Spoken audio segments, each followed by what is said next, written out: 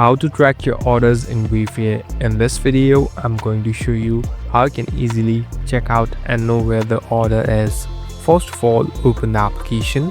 So now I'm on my home page.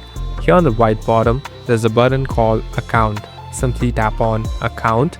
So this is the account section. Here on the top, there's a section of My Orders. Now, in order to check out or know or even track your orders, simply tap on View Orders. So this is the place where you can directly search for the order. Here on the top at the search bar, search for the keyword or the order and it will easily pop up. Here you'll be able to see in what condition it is and what's the status. So after that you can know where the order is. Thank you for watching this video. I hope this video will help you.